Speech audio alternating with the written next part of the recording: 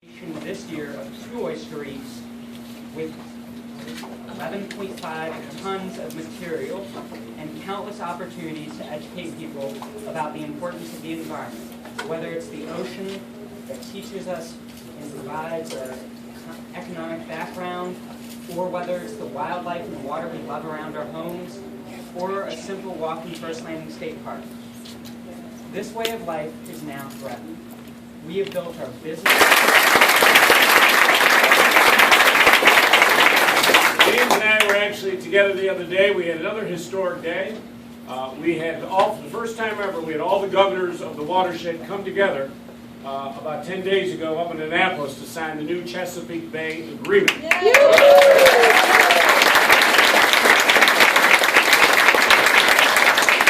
The efforts of Virginians, you know, we hadn't been really that helpful the last couple of years on the agreement, but with a new governor, there are consequences to elections, and we added some words. We added now the agreement now includes the words climate change. And the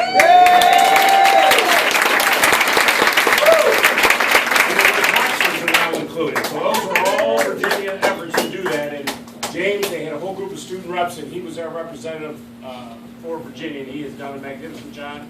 I thank you for all coming out here today. It is exciting. We are also joined, we are blessed to have the Lieutenant Governor of the Commonwealth of Virginia, Ralph Moran. We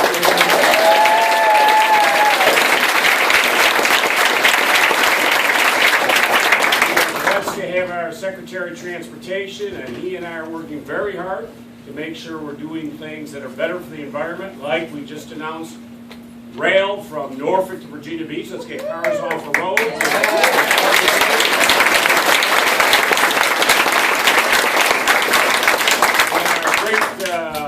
Secretary of Public Safety and Homeland Security, who has been a long advocate for the environment, and his brother, actually, Jim, has been a great leader in the United States Congress. But Brian Moran is in the House.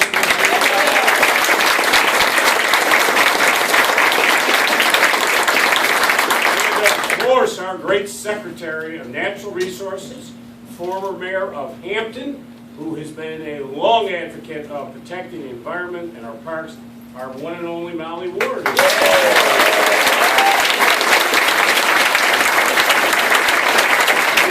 a bipartisan group, members of the General Assembly. We have Senator Richard Stewart, who's here with us. Where is Senator Stewart? He is here in spirit. Where is he? He's not here. Okay. Ron Villanueva. I saw Ron coming in. Give him a great round. Delegate L.G. Howell's here with us. And Delegate Eileen Fillercorn in the back of the room.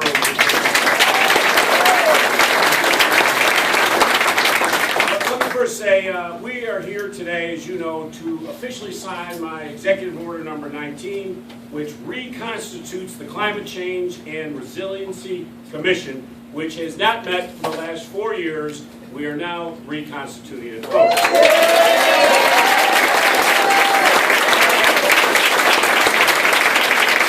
commission, as you know, was started by Governor Kane. It was originally given the task of plotting out the Commonwealth's comprehensive response to climate change. Unfortunately, once the commission finished its work, the plan was shelved. And as I say, the commission never met again. But let me be honest with you, folks, climate change is way too big an issue for anyone to ignore.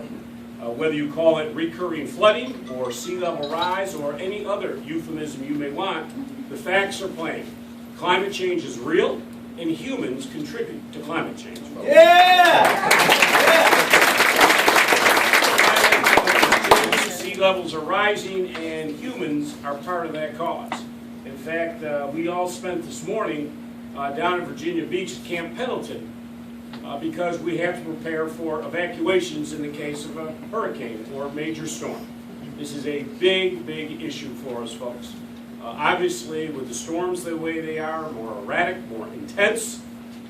We were in Norfolk just last week. They had a 45-minute rainstorm, and half the roads were shut down. We tried to move around. And just a rainstorm. So we can't deny what's going on. Streets are closed, businesses have to close. As you know, Norfolk, unfortunately, how many live in Norfolk? Okay, as you know, Norfolk has just been identified as the second most at-risk city in the United States of America. The only city in worse situation is New Orleans. Good.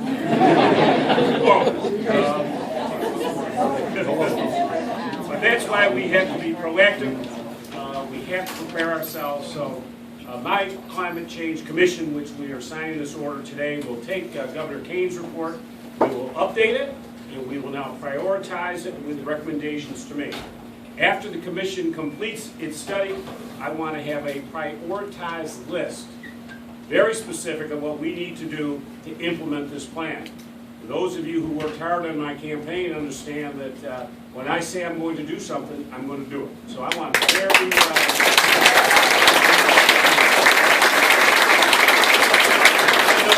specifics.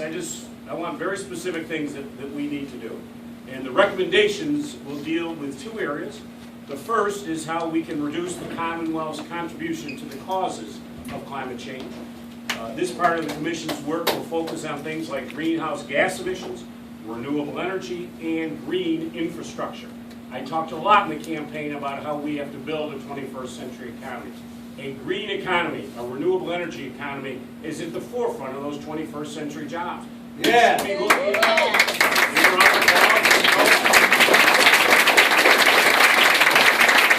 want to look out at that coastline and I want to see wind turbines going.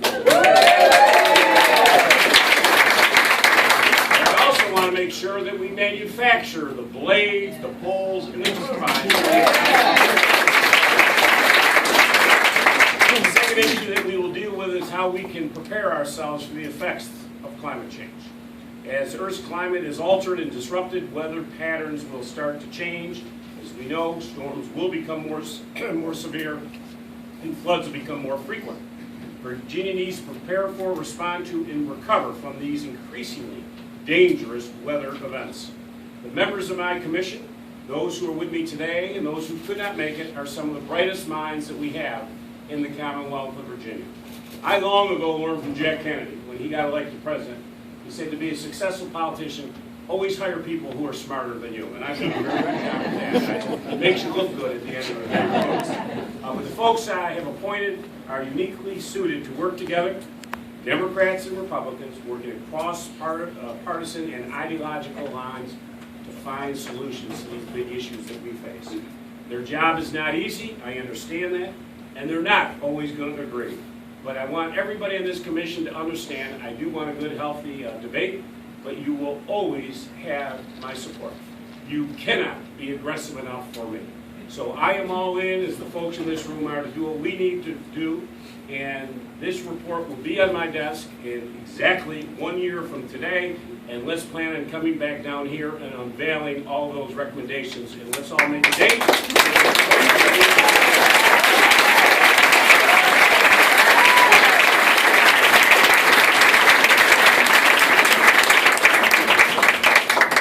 Members of the commission want to come up. We